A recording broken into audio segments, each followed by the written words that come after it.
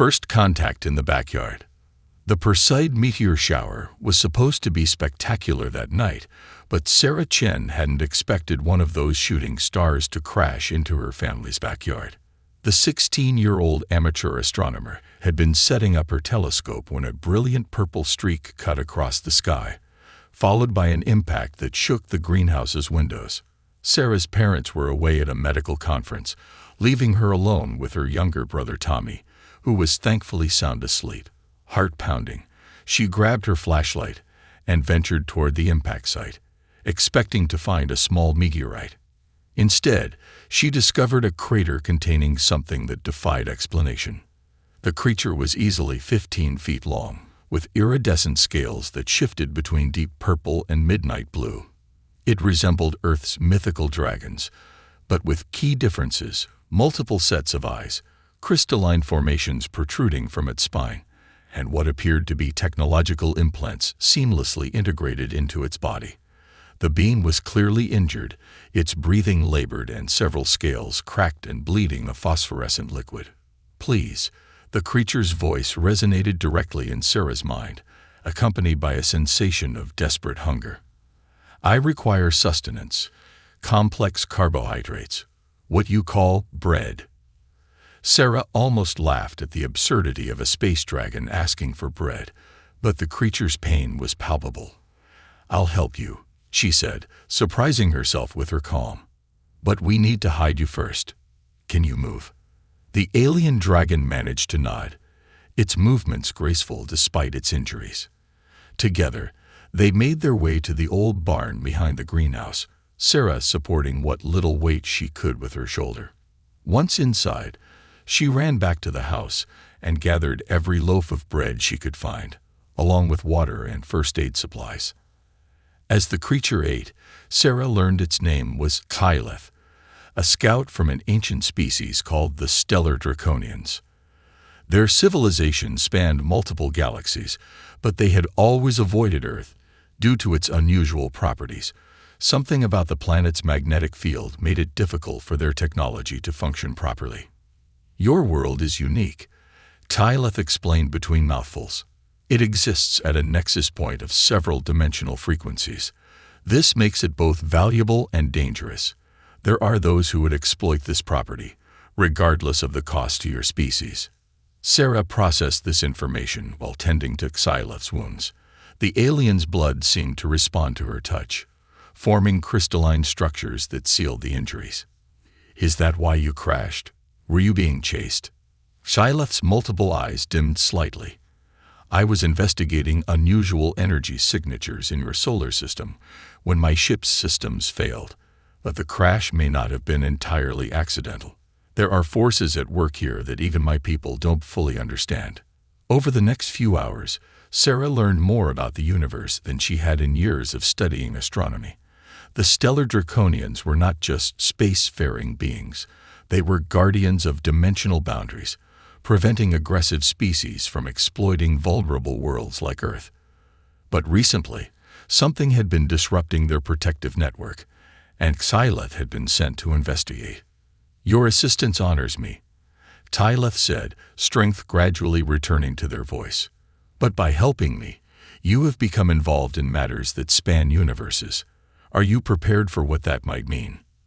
Sarah looked at her hands, still glowing faintly from contact with Kyleth's blood, and felt a sense of purpose she had never known before. "I've spent my whole life looking at the stars," she said. "Maybe it's time the stars looked back." As dawn approached, they began planning. Kyleth needed time to heal and repair their ship's critical systems.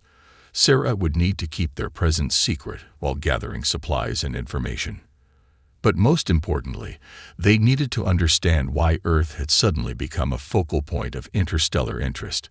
Neither of them realized that the real challenges were just beginning, or that Sarah's decision to help an injured alien would set in motion events that would change both their civilizations forever. The secret sanctuary. The next few days tested Sarah's ingenuity in ways she never expected. Converting the old barn into a suitable habitat for an injured alien dragon required creative thinking and careful planning. She replaced the broken windows with salvaged solar panels from her science project, providing both privacy and power. The barn's old hayloft became a makeshift laboratory where Tyleth could work on repairing their damaged technology. "Your adaptation skills are remarkable," Tyleth observed as Sarah installed a modified satellite dish to monitor local radio frequencies. "Most species would struggle to comprehend our technology, let alone repurpose their own to complement it." Sarah wiped grease from her hands and grinned. "Humans are pretty good at making do with what we have. Besides, half of this stuff was just collecting dust in our garage." The makeshift sanctuary slowly transformed into something that looked like a cross between a medieval alchemist's workshop and a spacecraft's engineering bay.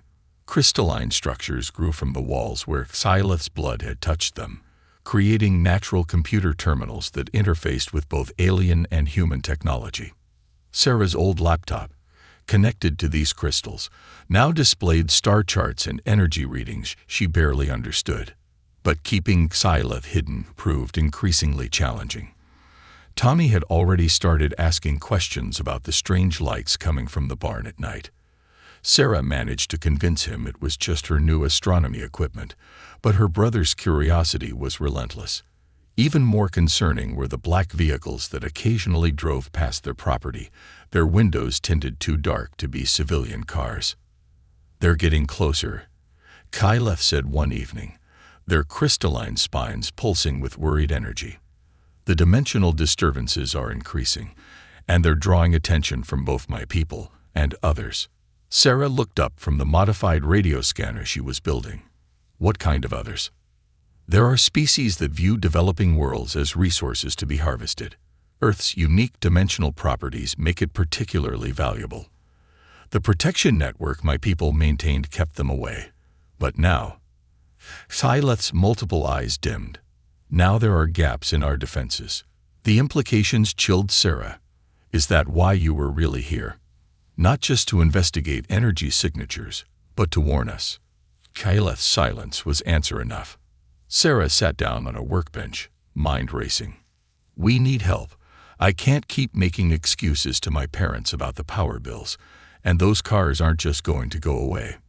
"Perhaps," Tyleth said slowly, "it's time to expand our circle of trust. My sensors have detected other crash sites across your planet. We are not the only ones seeking sanctuary."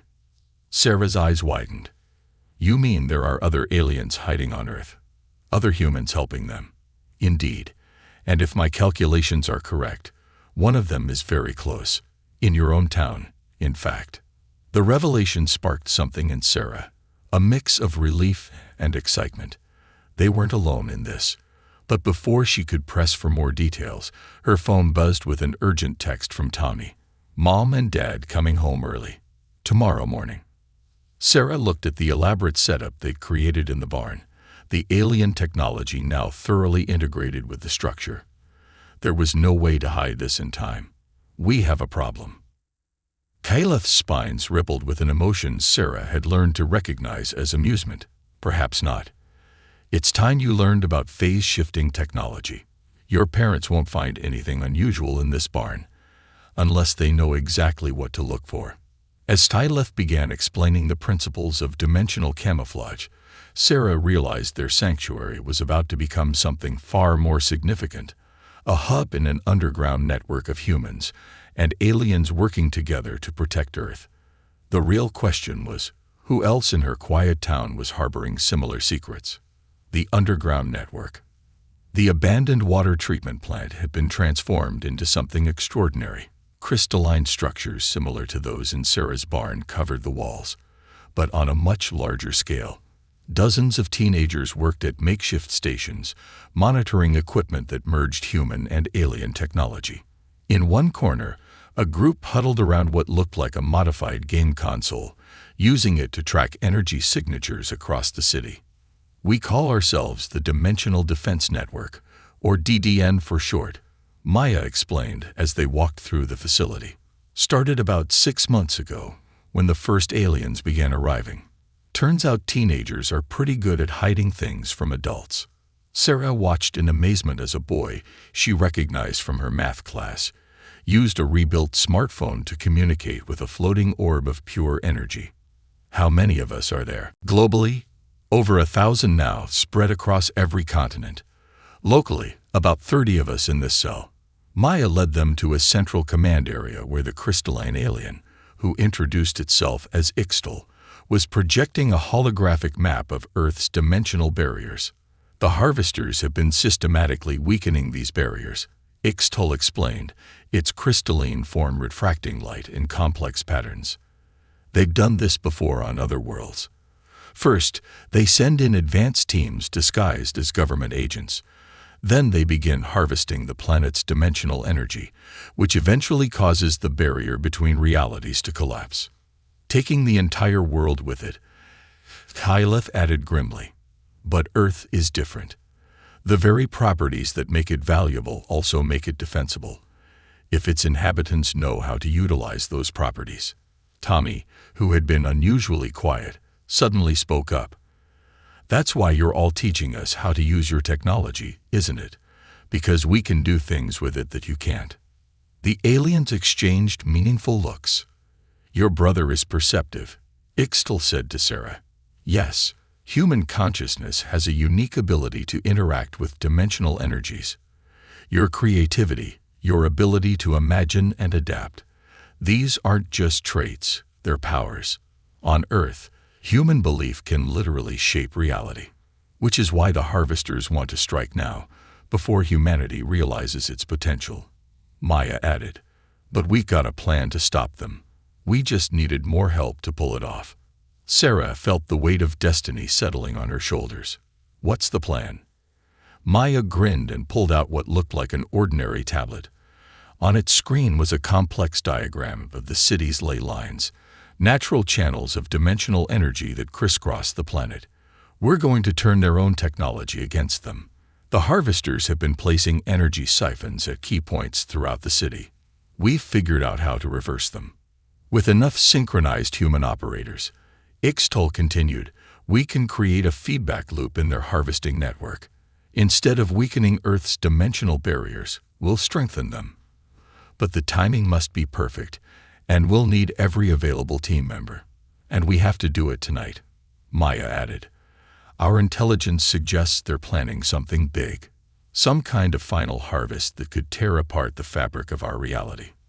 Sarah looked around the room at the other teenagers, gamers, band geeks, athletes, artists, all working together with advanced alien technology. Each brought their own unique skills and perspectives to the mission.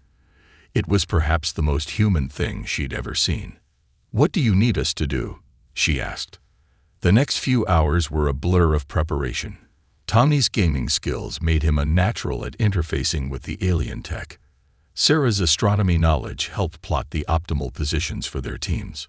Other teenagers arrived in groups of 2 and 3, each bringing their own alien allies and specialized equipment. As night fell, they split into teams and moved out across the city. Sarah found herself partnered with Maya, Phyleth providing them with dimensional camouflage as they approached one of the main harvesting stations. The device looked innocent enough, a small black box attached to a power transformer. But Sarah could feel its wrongness, a sort of dimensional static that made her teeth ache. Remember, Maya whispered as they got into position, when I give the signal, everyone needs to focus their belief through the reversal programs. The more conviction we have, the stronger the effect. Sarah checked her modified tablet one last time. Across the city, 30 other teams were doing the same thing. In her earpiece, she could hear Tommy coordinating with the central command team, his voice steady and confident. 1 minute to synchronization. Ixtal's voice came through their comms. Harvesters detected approaching multiple locations. We will only get one chance at this. Sarah took a deep breath and placed her hands on the reversal device they'd attached to the harvesting station. Around the city, dozens of other teenagers did the same. In that moment, she felt connected to all of them, human and alien alike, united in defense of their world. Synchronization in 3, 2, 1. Beyond the stars, the city went dark. As 30 teams of teenagers activated their reversal devices, every electrical system within a 5-mile radius shut down.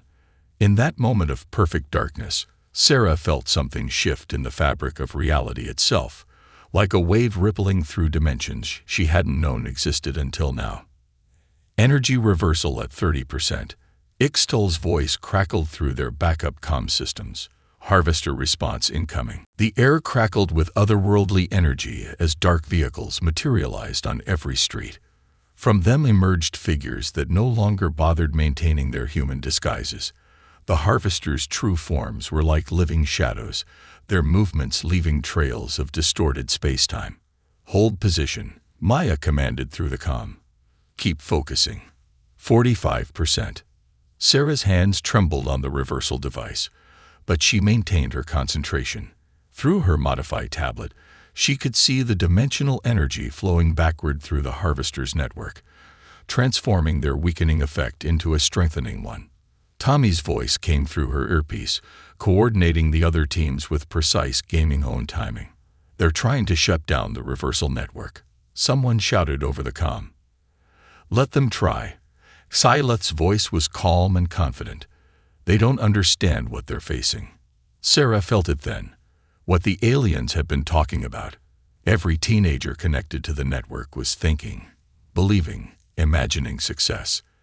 And on Earth, in this unique dimensional nexus, that collective belief had power. The reversal devices began to glow with more than just technological energy. 60%, Ixtal reported. Dimensional barriers strengthening. But the Harvesters are attempting to force a final extraction.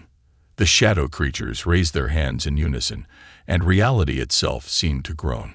Sarah watched in horror as the sky began to tear open, revealing the void between dimensions. The Harvesters meant to rip away Earth's dimensional energy all at once, even if it destroyed the planet in the process. They're desperate, Maya realized. This isn't about harvesting anymore. They want to stop Earth's awakening, no matter the cost. Everyone, Tommy's voice cut through the chaos. Remember what we learned about human consciousness affecting dimensional energy. Stop trying to work the devices and start imagining what you want to happen. The devices will channel it. Sarah closed her eyes, took her hands off the reversal device, and simply believed. Around the city, other teenagers did the same. They imagined Earth's dimensional barriers healing, strengthening, becoming impenetrable. They imagined the Harvester's power turning back on itself. 80%. Ixtal's voice was filled with wonder. This shouldn't be possible. The tear in the sky began to close, but not before Sarah caught a glimpse of something magnificent through it. Other worlds, other realities, and countless stars. The Harvesters screamed in frequencies that hurt human ears as their network collapsed completely. 100% reversal achieved, Ixtal announced. Dimensional barriers are not just restored. They're stronger than ever. The Harvesters, they're being pushed out of our reality completely. The shadow creatures began to fade, their forms becoming transparent as Earth's strengthened dimensional field rejected their presence. Their vehicles, their technology, everything they had brought to harvest the planet simply ceased to exist in their dimension. As the sun rose over the city, power slowly returned to normal. Sarah looked at her tablet in amazement. The dimensional energy readings were off the scale, but stable. Earth's natural defenses had been awakened and enhanced. We did it, Maya breathed, looking as exhausted as Sarah felt. We actually did it. No, Xyleth corrected, their crystalline spines glowing with pride. You did it. We merely provided the tools. This victory belongs to humanity.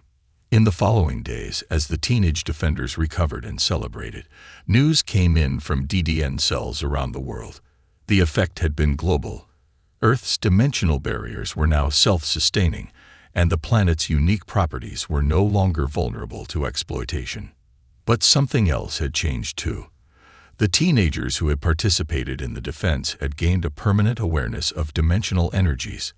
They could see the barriers, understand the technology, and navigate between realities in ways that even their alien allies found remarkable.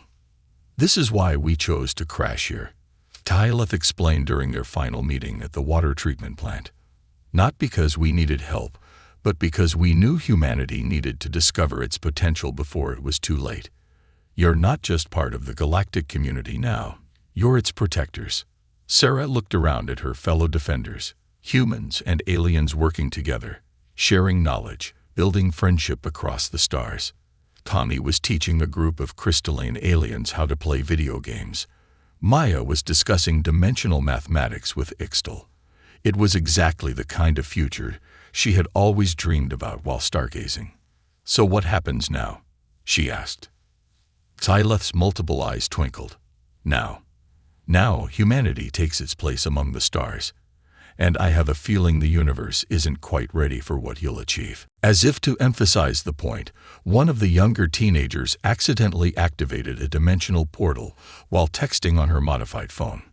Instead of panicking, she simply adjusted the coordinates and closed it, as naturally as changing the social media status. Sarah smiled. Earth would never be the same, and that was exactly as it should be. The end.